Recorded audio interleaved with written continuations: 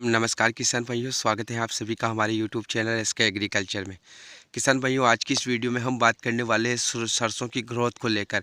बहुत सारे किसान भाइयों के कमेंट आ रहे हैं कि हमारे सरसों के पौधे ग्रो नहीं कर रहे हैं, उनमें टहनियों का विकास नहीं हो पा रहा है।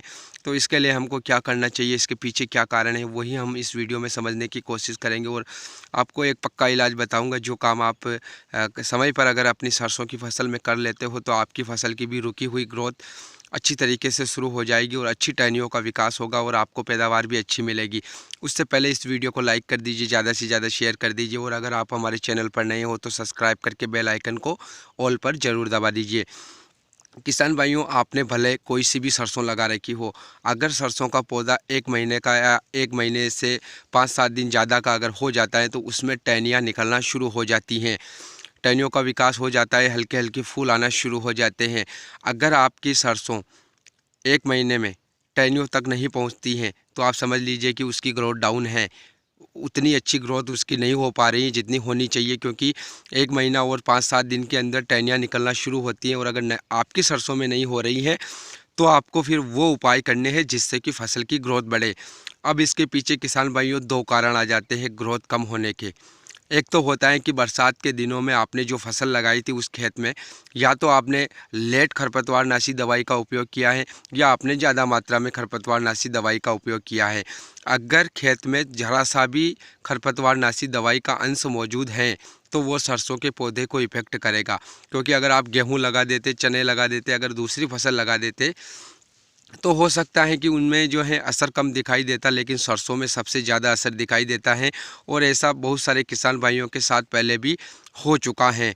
उनको जो है फिर अपनी सरसों अगर ज़्यादा असर दिखाई देता है, बिल्कुल भी ग्रोथ नहीं होती है, तो फिर सरसों को ख़त्म करना ही पड़ता है। इसीलिए अगर आपने अपने खेत में लेट या तो और या ज़्यादा मात्रा में बरसात के दिनों में खरपतवारनाशी दवाई डाली है और अब अगर आपके सरसों की ग्रोथ कम हो रही है, तो अब आपको यहाँ पर क्या करना है, एक उसका उपाय है वो यह है कि आपको बैक टू बैक लगातार उसमें 20 से 25 दिनों तक पर्याप्त नमी बनाए रखना पड़ेगा और यूरिया खाद का आप इस्तेमाल करें। इससे क्या होगा कि जो दवाई है खरपतवारनाशी दवाई वो नमी में कम असर करती हैं। अगर आप 20 से 25 दिनों तक खेत में पर्याप्त नमी बनाए रखते हो तो सरसों का पौधा नई जड़ों का विकास करेगा, जिससे कि उसकी रुकी हुई ग्रोथ शुरू होगी और पौधा बिल्कुल ख़त्म नहीं होगा। तो ये काम आपको करना है अगर दवाई की वजह से ऐसा हो रहा है तो।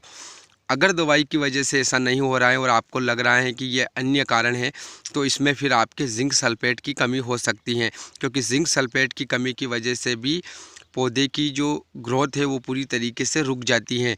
तो उसको दोबारा शुरू करने के लिए अगर आप पहला पानी लगा रहे हो, यूरिया डाल रहे हो, तो यूरिया के साथ में लगभग 5 से 6 किलो प्रति एकड़ के हिसाब से जिंक सल्फेट मिलाए, उसका छिड़काव करें और फिर पानी लगाएं। तो उससे जो है जिंक सल्फेट की पूर्ति होगी और आपके सरसों की रुकी हुई ग्रोथ जो है दोबारा से शुरू हो जाएगी और इससे जो है आपके अच्छी टहनियों का विकास होगा, अच्छी तरीके से फूल आएंगे और आपको जो है अच्छा उत्पादन प्राप्त होगा। उम्मीद है आपको ये वीडियो ज़रूर पसंद आई होगी। लाइक शेयर सब्सक्राइब जरूर करना। मिलते हैं अगली नई वीडियो में, तब तक के लिए धन्यवाद।